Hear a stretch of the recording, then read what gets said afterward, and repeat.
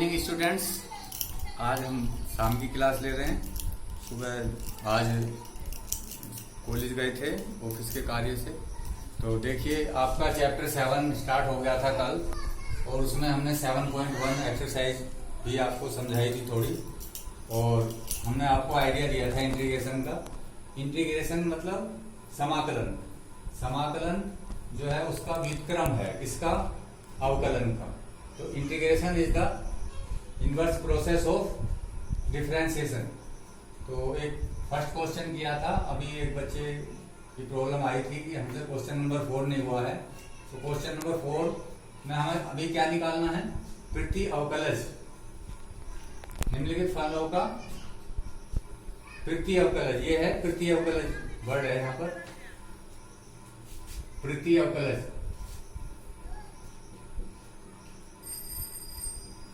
पृथ्वी अवकलज निरीक्षण विधि द्वारा ज्ञात कीजिए। जैसे कि स्पष्ट है निरीक्षण विधि द्वारा, तो हमें स्वयं थोड़ा सोचना पड़ेगा। आप सभी बच्चे जानते हैं कि d/dx of x to the power n क्या होता है बच्चों? n x to the power n-1। यानी कि जब x की पावर n होता है तो n-1 आ जाता है d/dx। अब यदि हम d/dx ऑफ x क्यूब करें तो हो जाएगा 3x की पावर 3-1 दैट इज 2। यानी कि जब यहाँ पर पावर 3 थी तो उसका डिफरेंशिएशन क्या आ गया? x की पावर 2। और यहाँ पर भी क्या है पावर बच्चों? 2 है। यहाँ पर आप कंफ्यूज ना हो, यहाँ पर ax प्लस b है। इसे आप अपने माइंड में ये मान सकते हैं कि x की स्क्वायर रखा हुआ है, तो ये x स्क्वायर रखा हुआ है। तो ये किसका डिफरेंशिएशन है?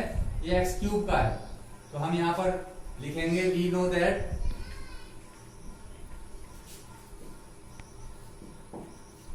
d/dx of ax plus b whole cube equal to 3 पहला आएगा ax plus b whole square. अब यदि यहाँ पर ओनली x होता तो कुछ करने की जरूरत नहीं थी। अब d/dx ऑफ ax भी करना पड़ेगा। तो a इज द कोफिशिएंट, तो x का क्या हो गया? 1 बच्चों, तो ये हो गया a, राइट। तो अब जो यहाँ पर 3a जो है इसको इधर ले आते हैं, तो 1/3a d/dx of ax plus b whole cube equal to ax plus b whole square that is 1/3a। हम यदि अंदर लिख दें तो कोई फर्क नहीं पड़ेगा। 1/3a ax plus b whole cube equal to ax plus b whole square. तो कहने का मतलब ये है कि ax plus b whole square का जो पृथ्वी अवकलज है, यानी कि जो समाकलन है वो ये होगा, क्योंकि जब हम समाकलन करेंगे तो d/dx आपस में खत्म हो जाएंगे। तो इसलिए ax plus b whole square का पृथ्वी अवकलज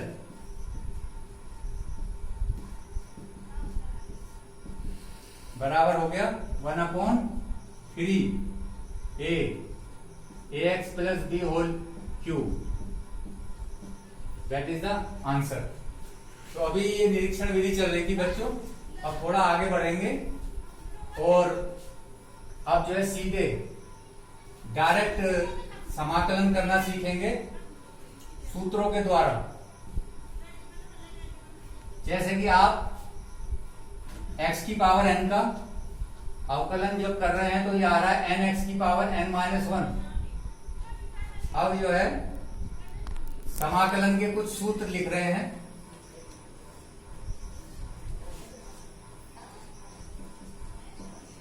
जैसे कि पहला सूत्र यहीं से ले रहे हैं हम, x की पावर n का क्या समाकलन का हमने आपको साइन भी बताया था, इस तरह से लगाना है। Integration of x to the power n into dx equal to होगा बच्चों x टू दी पावर, वहां पर -1 था, यहां पर +1 हो जाएगा अपॉन n+1। परंतु एक चीज का ध्यान रखना है, वहां यहां पर when n इक्वल टू -1। यहां पर जो है कभी भी n की वैल्यू, यदि ये वाला फॉर्मूला लगाओगे तो कभी भी n की वैल्यू -1 के बराबर नहीं होगी। यदि यहां पर क्या हो जाए बच्चों, n की वैल्यू -1 हो जाती है, by the way x to the power -1 हो जाता है, तो x टू दी पावर -1 का मतलब क्या हो गया, वो हो गया 1/x। परंतु यहां पर 1/x किसका होता था, वहां पर 1/x क्या d/dx किसका आता था, log x का। तो बच्चों इस वजह से यहां पर आप यहीं पर लिख देता हूं मैं 1/x का क्या इंटीग्रल क्या होगा, log mod x base e। This is the logarithmic function. अब इसी प्रकार से एक्सपोनेंशियल फंक्शन का भी आप लिख लीजिए, e to the power x into d x equal to e to the power x। वहां पर भी क्या था, e to the power x ही था, तो यहां पर भी क्या है, e to the power x। इसी टाइप से साइन x का, वहां पर क्या था cos x, बट यहां पर उसका जो है साइन चेंज हो जाएगा, साइन x का होगा यहां पर माइनस cos x। इसी प्रकार से यहां पर cos x का क्या था बच्चों, माइनस साइन x, परंतु यहां पर क्या होगा प्लस साइन x।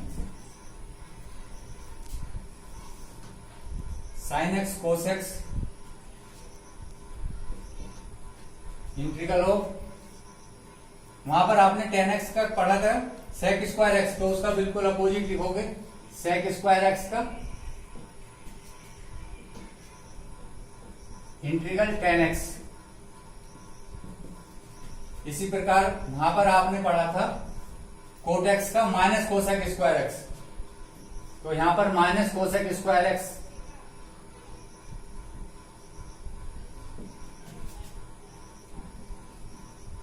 किसके बराबर होगा, कोट x के, या ये माइनस आप इधर भी लगा सकते हो। और वहां पर आपने क्या पढ़ा था, और फॉर्मूला जो आपने पढ़ा था वहां पर sec x का क्या पढ़ा था बच्चों, sec x into ten x. तो sec x into ten x क्या हो जाएगा, sec x।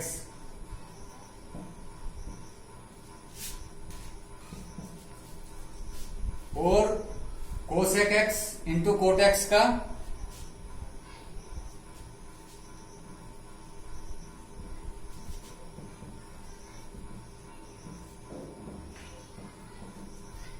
Minus cosec x, minus चाहे यहां लगाओ या किधर भी लगा सकते हो आप, माइनस कोसेक एक्स भी लिख सकते हो। एक चीज का और ध्यान रखना पड़ेगा आपको, जब भी आप ये वाले इंटीग्रल करोगे, ये कैसे इंटीग्रल हैं, इंडेफिनिट इंटीग्रल हैं, तो इनमें जो है आपको सी ऐड करके चलना पड़ेगा शुरू से ही। तो यहां पर सी ऐड कर लीजिए, plus C plus C plus C plus C, सारों में सी ऐड कर दीजिए।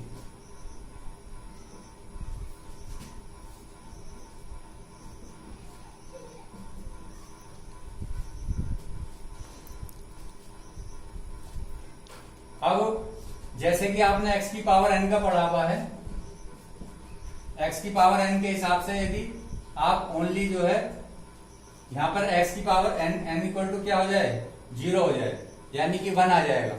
तो कभी भी आपको 1 का जब लिखना होगा तो 1 का क्या आ जाएगा, x आ जाएगा। तो ये अभी कुछ फॉर्मूले बताए हैं, अभी आपको इतने ही फॉर्मूले कल भी बताए जाएंगे। तो इन फॉर्मूले पे मैं आपको थोड़ा सा आइडिया दे रहा हूं, एक क्वेश्चन आपको करा देता हूं। अभी 10 फॉर्मूले ये हैं, 10 और लिखवाए जाएंगे आपको। तो एक क्वेश्चन ले लेते हैं जिससे आपको थोड़ा सा एक्सरसाइज भी कर लो आप। तो आपकी एक्सरसाइज का मैं क्वेश्चन नंबर 7 ले रहा हूं, क्वेश्चन नंबर 7, ये आप नोट कर लीजिए।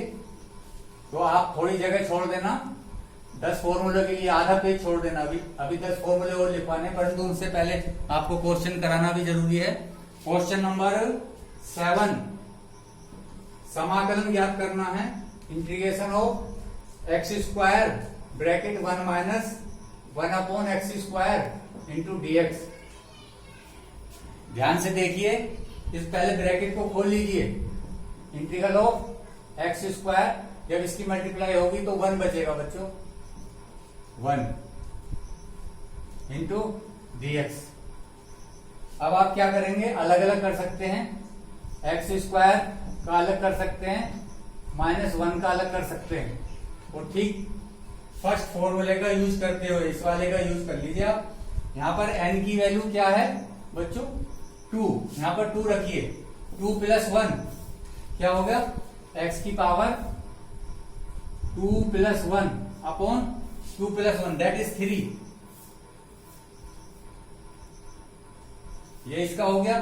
-1 का मैंने अभी क्या लिखवाया था आपको, 1 का x लिखवाया था ना, तो 1 का x लिख दीजिए, plus c that is x cube upon 3 minus x plus c that is the answer. Simple, first फॉर्मूले पर अकॉर्डिंग वो हो गया। तो यार